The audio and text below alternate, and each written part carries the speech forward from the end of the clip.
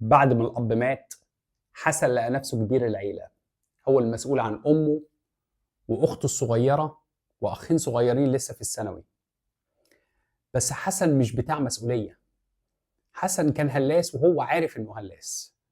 كان حاول يتعلم ودخل المدرسة، فشل في التعليم. وبعد كده حاول يبقى صبي ميكانيكي وفشل إنه يبقى صبي ميكانيكي.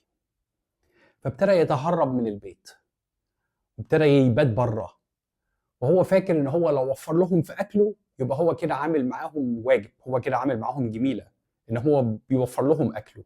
شوية وابتدى يغني في الأفراح.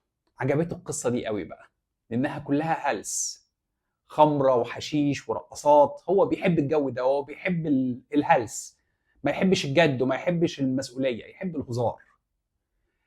وابتدى يغني بعد كده في الكباريه، وابتدى بعد كده يحمي الكباريه ويحمي العاهرات.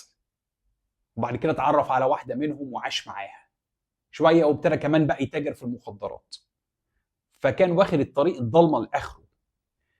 بس في حتة في قلبه كانت لسه بتحب عيلته، بيحب أمه وإخواته.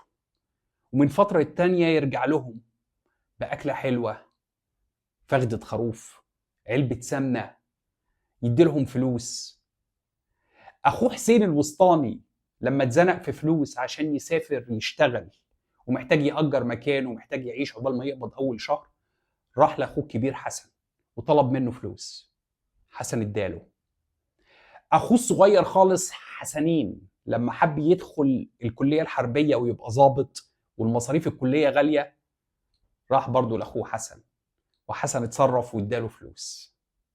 فهو كان فيه حتة حب لعيلته واخواته، وكان بيساعدهم بقدر إمكانه.